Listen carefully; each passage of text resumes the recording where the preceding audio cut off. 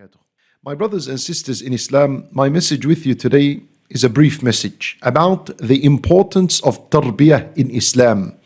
What is Tarbiyah? What is nurturing and raising children? What does that mean? And how did the Prophet ﷺ practice this during his life? First and foremost, my brothers and sisters in Islam, whoever observes this worldly life that we live in will realize that we live in a very dark world. There are many sins and fitan and corruption and injustice and oppression and so on.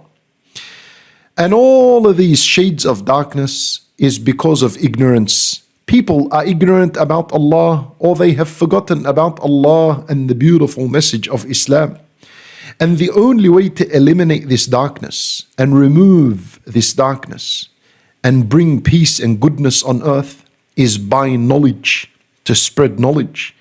And the most effective way of spreading knowledge is through Tarbiyah, nurturing and raising children.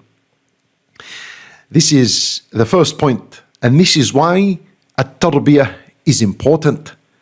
And my brothers and sisters in Islam, the second reason for why it's important is because this is the instruction of every prophet to his nation. And also the Prophet ﷺ would instruct his people to be murabbin, to be people that engage in the practice of tarbiyah. Allah Azza wa Jalla in the Qur'an, He said, وَلَكِنْ كُونُوا رَبَّانِيِّينَ بِمَا كُنْتُمْ تُعَلِّمُونَ الْكِتَابَ وَبِمَا كُنْتُمْ تَدْرُسُونَ. Every prophet would say to his people, كُونُوا رَبَّانِيِّينَ, be pious, righteous scholars. Be murabbin, look after others and nurture others and teach them the message of Allah. بِمَا كُنْتُمْ تُعَلِّمُونَ الْكِتَابِ, because of what you teach of the scripture. وَبِمَا كُنْتُمْ تَدْرُسُونَ, and because of what you have learned and understood and memorized from the scripture. So Nabi sallallahu alayhi wasallam is commanding his ummah to be murabbin, to be teachers of good, because of this Qur'an and what we've learned of it and what we teach of it. And what we learn from this ayah is that when you teach the message of Islam and ayat from the Qur'an, then this is what tarbiyah is. And every knowledge and every teaching that is far away from the Qur'an and Islam, this is not tarbiyah. And so this is why it is important for us to take this matter seriously and to be murabbin, because this is what the prophets wanted from their people, and this is what Rasulullah sallallahu alayhi wasallam wanted from us. When Nabi sallallahu alayhi wasallam was the greatest murabbi, he was the greatest teacher. He raised a generation upon La ilaha illallah, and the effects of the Prophet sallallahu alayhi wasallam's tarbiyah is with us until this very day. The only reason for why we are still Muslims is because the Nabi sallallahu alayhi wasallam took great responsibility with his job of being a murabbi for the members of this ummah. Allahu Akbar. My brothers and sisters in Islam, I want to share with you what is the difference between at-tarbiyah and at-ta'lim. Here, this is often where people become confused. At-ta'lim is to teach. Simply you take information and you teach it to someone and you move away from him. Perhaps you'll see him again, perhaps you'll never see him again. That's what at-ta'lim is. But at-tarbiyah is different. At-tarbiyah is more than teaching and educating.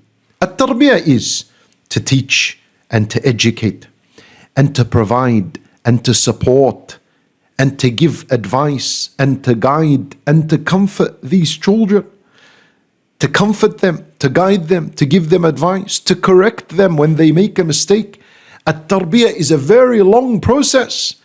The word at-tarbiyah comes from the word rabba, and it also gives the word murabba. You know, jam in the Arabic language is called murabba. Murabba. Jam, this is what jam is called in Arabic. It shares the same word as rabba, as tarbiyah. Why? Because in order to make jam, it takes a very long process. You first need to harvest the fruit, then you cook this fruit until it softens, then you put it in containers with sugar or whatever it is, and then it sits in the cupboard for a very long time.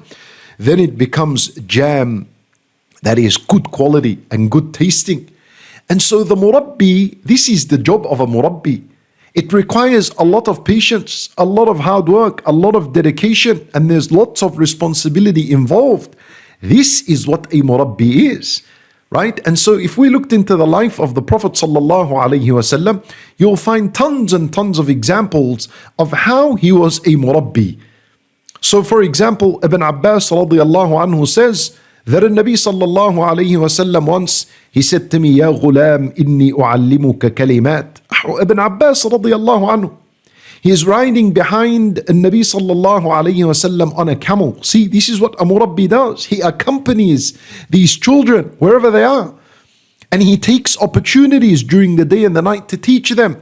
So Nabi sallallahu alayhi wasallam says to him, young boy, I want to teach you a few words. And he teaches him some words of goodness. And then Mu'adh radiallahu anhu, this is another instant.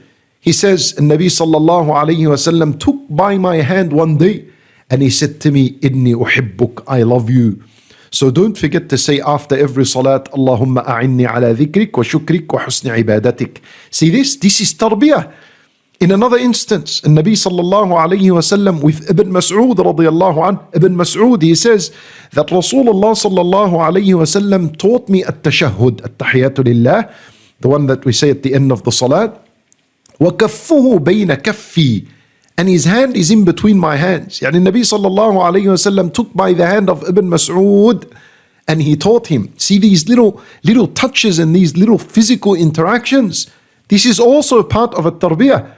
Ibn Umar radiyallahu anhu, and Nabi sallallahu alayhi wasallam once, he would come to him, and as Ibn Umar said, أخذ بمنكبي, Nabi sallallahu alayhi wasallam held by his mankib, and he said to him, كن في الدنيا غريب أو عابر سبيل. Be in this worldly life as a stranger or a traveler.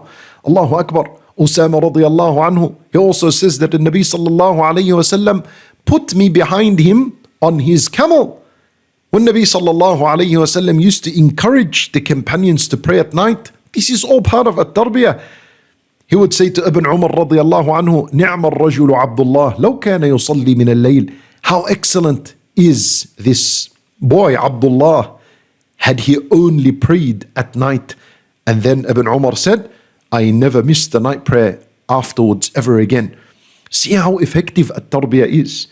Look, Ibn Umar now is praying all the nights just because of this word the Nabi sallallahu alayhi wasallam said.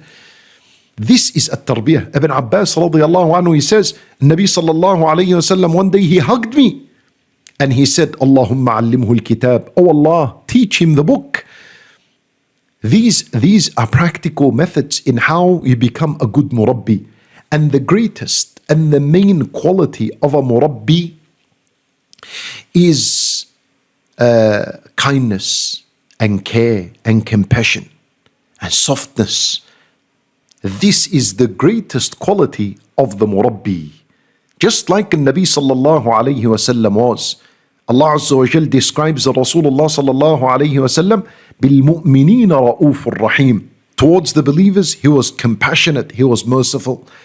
Now, so this is the main quality. When Allah Azza wa Jal, or Nabi sallallahu alayhi wasallam says, إِنَّ اللَّهَ يُحِبُّ الرِّفْقِ. Allah Azza wa Jal, he loves kindness and compassion. وَيُعْطِي عَلَى الرِّفْقِ مَا لَا يُعْطِي عَلَى الْعُنْفِ. And he will give better results when a person is compassionate more than if a person was violent and rough and stubborn. So this is what at-tarbiyah is. It's a complete package. You're looking after these children during school times. If you're able to remain in contact with them outside school times, if you're able to provide them with advice, you're able to teach them something about their health, about their wealth, about their education, whatever it is in life.